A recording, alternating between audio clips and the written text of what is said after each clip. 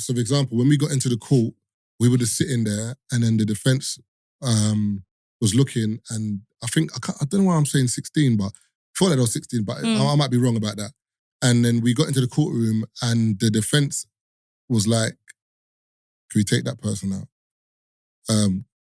Leave that person. How long ago was this? This was, not that long ago, you know. Really? It was like, this might have been Did they provide reasons as to why they're taking people out? No, because I think we literally, when we all got in there, they called a certain amount of people and we were like all in the gallery thing. And then the defence got up and was looking and he just said, no, or something like that. And then a couple of people had to go back into the waiting room. So that's when I was thinking, So how many people did he eliminate? Do you remember? I think it was 2 or 3. That 2 or 3 would have been you could have interchanged it with the additional people, right? No, I think there was just a certain amount there in the first place and then some just had to just leave and go back to the room. And then I think then he got his jury, but I was one of the people that stayed, but it was a black boy on a drug case. Right. So I knew I was safe. Do you know what I'm saying? But what's mad is that the judge said, only listen to what you hear in these 4 walls and don't bring in any external bias. Is that hard to do? Brother, of course it in is. the room, the brother was on the... I said, nah. Of course it is. You know, you go home, you see things on social media, you're consuming these, even though you're actually told in court you're not supposed to do that. You're given a list. Like when the judge gives his rules and directions to the jury, you're not supposed to do these things. You're not supposed to look on social media. You're not supposed to talk about it with your family members or friends, whoever you're living with. You're not supposed to do any of that. But in reality, your natural biases are there. And then on top of that, your external biases are there. Biases. So it's something you can't, it's unavoidable. The external ones you can control to a certain extent. Your natural ones, you're going to want to free the man them, you know, do you get it? Like you're going to want to find reason and fault in their arguments. It's just natural. You see me though, like that case, I was like, cool, let me just be objective. And I think his girlfriend was a drug dealer. It wasn't even him. So his girlfriend was white, she was a drug dealer. I think he was like Somali.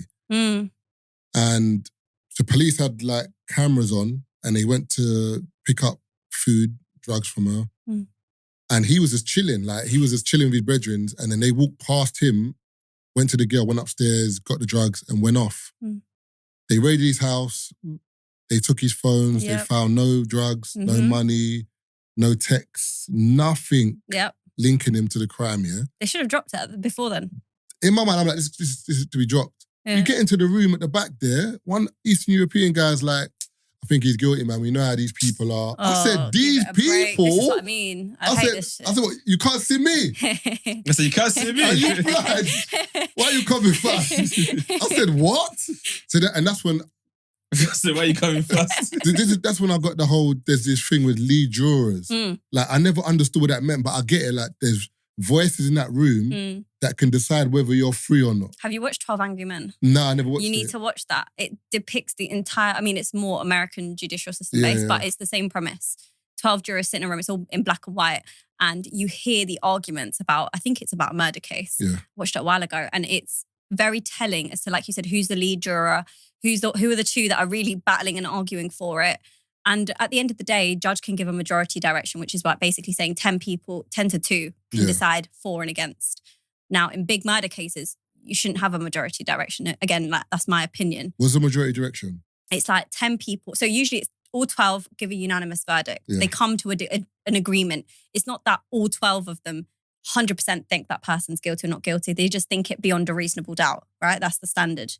And then, but in cases, if they take too long to deliberate, for example, the judge can give what's called a majority direction, which means that the jury can, like, it's 10 to 2 instead of 12. So 10 people in favour of a guilty verdict and then 2 people not in favour. And that's fine. The 10 will stand. When you go home, are you supposed to just shake it off? Yeah. Mad. Yeah, you pick up, you move on to the next one. Like, there was a statistic talking about mental health of criminal defence lawyers and criminal defence barristers in particular, which was like saying that it's the most from a national health survey or some stuff like that. It's one of the most grueling jobs, and there's not enough support in the system at the moment. Because you can't talk to no one.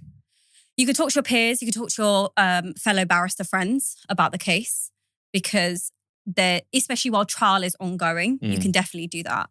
You can talk to whoever you're helping prep with, because obviously they would know about the case. You can go home and you can say to your family or friends or whoever it may be, like, or your partner, this is like heavy on my shoulders. But you can't get into it in the way that you want to get into it. So I see that dynamic in movies all the time, you know, where like the husband or the wife will come home and obviously they want to be their comfort, but they can't because it's like, I'm not supposed to talk about it. So like in the way they've shown it in movies and TV shows, is that the right way to deal with it? How would you expect someone to be able to deal with that? It's a tough one, I think. And again, like, it's not just individuals' mental health that's being affected, it's family dynamics that are being affected now. Like, it's not just that you're mentally and physically not present for your child or your partner, it's that you can't even really lean on them in the way that you want to lean on them. And all I would say is, like, do your best to lean on them in whatever capacity you can. And then, like, as cliche as it sounds, like, get your therapy, speak to your, like, have a good network within your firm or your chambers, whatever it may be, because you need to be able to lean on people.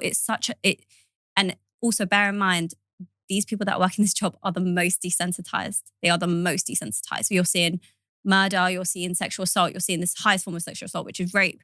You're seeing firearms and knives everywhere. Just, it's a lot being flung at you. And I think you learn to block it out, almost like it is a movie in a weird way, even though you're dealing with real people's lives and you take that very, very seriously. You want to help people, and those losses can be big, big, big blows to you. Like, I've experienced that myself. It's not easy. Like, when you feel as though somebody hasn't really taken part in the way that the prosecution are making it out, and then they eventually go down for it regardless. 2 questions here. Do you think that women deal with it differently to men? So, because for example, like, I think I saw a program the other day and it was saying how men, when men deal with stuff, they don't speak about it. Like, they go away and whatever. Whereas women, I think it was saying it was an argument between men and women, and I think the psychologist was saying that when women want to get stuff off their chest, they have to speak about it to calm down. When men want to get stuff off their chest, they have to not speak about it to calm down. But then when they're arguing, the woman sees him not talking as, you're not helping. And then he sees her as talking as, you're not helping me. So in terms of you going home and trying to offload, do you think it's different for men and women, as in, because women naturally like to, I can't say talk because it sounds like you like to rabbit and gossip on, but women like to be more expressive and speak about stuff.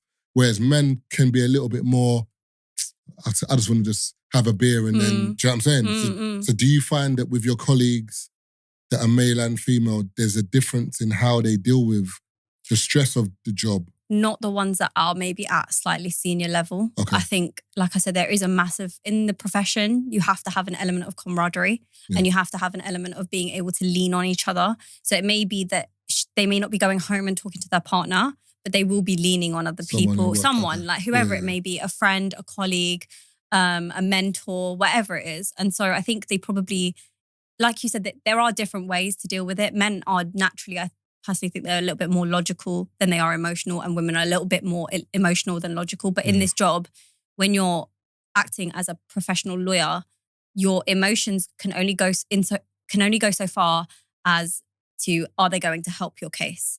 Are you able to draw the emotion out of your client on the stand, for example? Or are you able to use their personal circumstances and your empathy of understanding them to make those 12 random strangers understand them? Apart from that, it's just pure logic. It's tactics. It's like, it's just, so I think in that sense is more like men and women. I don't really see so much of a difference in at least in criminal law in how they deal with things. But like I said, I could be wrong. And also, what do you do? Because I know you said obviously you're desensitized, or lawyers tend to be desensitized, but how do you work on a case that you believe, you're like, no, this person's not innocent, you know? But I have to make it prove that you're innocent. Do you know what I'm saying? That moralistic argument is extremely, extremely difficult. Thing is, it's not about what I believe. It's about what my client has told me.